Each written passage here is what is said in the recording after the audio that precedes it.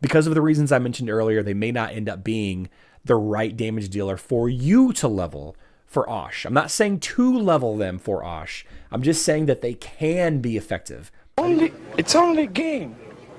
Why you have to be mad? What is up, heroes of Dominion? My name is Charlie. This is Hero Wars Central, and in today's video, I want to talk about Kayla and Aidan versus Osh. He is the guild raid boss, and these two new heroes have a lot of question marks about them. Do they do enough damage? Do they survive? How good are they? And in this video, which is a continuation from a video that I did about 2 weeks ago, we're going to take a look at some numbers from one of the higher tier players in my guild, Yggdrasil. Thank you so much for sharing with me this content, Yggdrasil.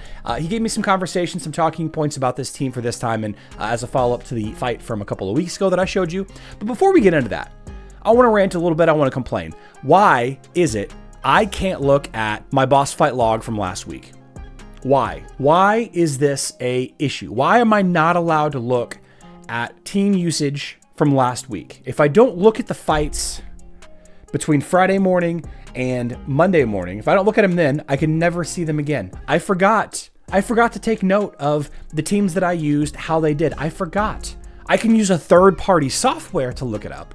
I could take a look at it using somebody else's software. Why doesn't your software work? Why doesn't your platform let me view this stuff? And for that matter, why can I not train against this? Why do I get 1 attempt per hero per week, or 5 attempts total per week, and once I use a hero, it's done? Why is it that you're so restrictive on this activity that has so much bearing to the rest of the game? This is infuriating, all right? This is one of the absolute worst parts of Hero Wars Facebook and web, is the lack of ability to test on stuff like this. The lack of transparency is mind-boggling. Anyway, here's Kayla, Aidan, Astaroth, Artemis, and Dorian versus the Osh fight. The first thing that you need to take note of with this fight, and we're just gonna jump right into it in just a second, but I've paused this for a specific purpose. You can see, if you take a look, you've got Kayla jumping into the front line right now, all right? I want you to pay close attention to that because I don't think that she jumps back at all. I don't think she gets low enough to jump back at all, and I'll show you their stats in just a second. The spheres, they spawn in the back.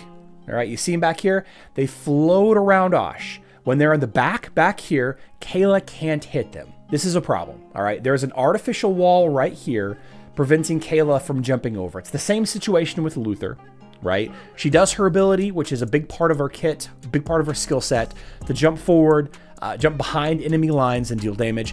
Her attacks only hit the spheres when they're in the front half of Osh. This is a problem. This is one of the big reasons why she will never be a big time damage dealer in the Osh fight. This is the level 150 Osh that we're dealing with right now. It is worth noting that Firewater Taco Banana, my guild on server 25 Facebook, took down the level 160 boss for the first time yesterday. I'm absolutely proud of the guild that I'm a part of. I cannot wait to see what we can do in future weeks. Quite the accomplishment. Congratulations, guys. Good job. Good job. Anyway, so the reason why we have this team set up the way that we do, Astaroth because Kayla is squishy. Aidan, obviously. You have Dorian for physical attack and good heals.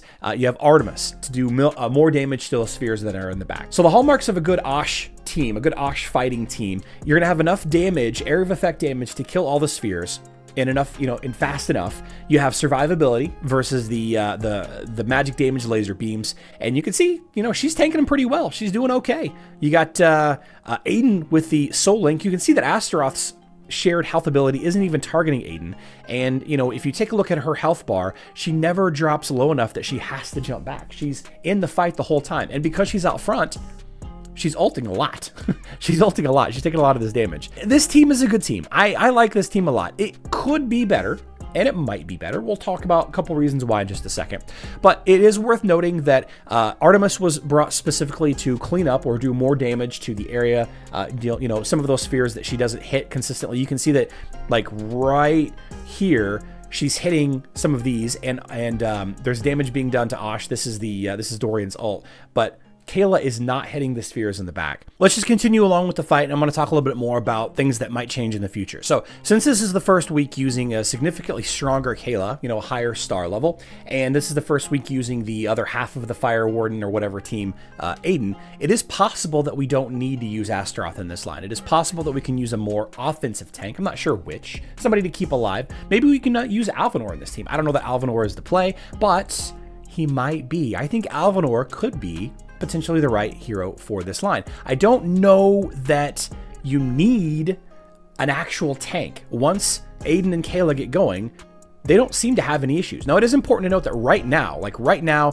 after they get sucked back and from then on, Astaroth does seem to be standing in front. So having a true tank that can survive against Osh is going to be important. You can't just throw anybody up there, right? Alvanor's spamming of his magic attack artifact could boost up Aidan quite a bit, and that'll be important whenever I show you the damage fight screen in a second. I could be way off with that also. You know, Rufus, Aurora. Let's go ahead and kind of finish this up. And I think we do about 4 million damage. We got about 20 seconds left. We'll talk about the stats of the post-fight screen, which I'm glad I screenshot because you can never go back and look at again unless you're using, you know, third-party software, that is. Got about 12 seconds left in the fight. Still having no issue keeping Kayla alive against the 150 at least. The 160 might be different. Might be different against him, but, you know, most guilds, they don't have all 5 teams against the 160. They just have 1 or 2 teams they can use against the 160. So here's the damage screen. All right, we have Kayla and we have Aidan coming in second over a 187,000 power. Look at that. Look at that Artemis. That Artemis is thick. That Artemis is very strong. Artemis has got all of the Ascension skills fully maxed out. Incredible hero for Osh and PvP and everything. And Kayla and Aidan out-damaged her. Kayla's a 5-star at 157,000. She's got a little bit of work left to do. She's obviously maxed item level, but she's not maxed Ascension, and she still has a whole star left. The 6-star isn't going to add a ton, but it might add a little bit more survivability, a little bit more damage here and there. Aidan is only 4 stars. Same story. I don't think that he's maxed Ascension yet either, but they're both pretty close. Now, if you had a tank in here that would boost damage output of either of these 2 heroes, Kayla or Aidan, possibly Galahad, physical attack buff on Galahad, Alvanor, boosting magic attack for Aidan, could be interesting there. It could be interesting. I'm gonna have to rewatch the fight again, but I don't think that Astaroth had to revive Kayla at all in that fight. I don't think that he did. It's possible that I did and I just missed it there early on in the beginning, but it just seems like it was unnecessary. So I unfortunately did not take the screenshot of the damage taken or the healing screen. I should have done that. If I can find a screenshot using a third-party software, I might have to share it. But here in a couple of weeks, maybe closer to the end of December, maybe mid-January, when we have a 6-star Kayla and Aidan, when they're up in that, you know, 165, 170K range, even without the bonus skins. I don't know if they'll actually get that high without having 2 or 3 skins added on there. We'll do another video showing off how they're doing at max, and I'm very impressed with them so far, though, because of the reasons I mentioned earlier, they may not end up being the right damage dealer for you to level for Osh. I'm not saying to level them for Osh. I'm just saying that they can be effective. I think there's other better damage dealers that you should level for Osh instead. And if your LOL Osh team isn't maxed out yet, you're better off just leveling that team instead. Yeah, that's how it is. If you're curious about what buffs my guild and I use in the Osh fights, then check out the video that's on screen right now. It's kind of breaking down the buff, and the efficacy of the buffs are going to change every week. So, you know, some weeks it'll be better than others. Again, congratulations to Firewater Taco Banana Guild for downing the Osh 160 for the first time ever. I love you all. Good luck in Dominion.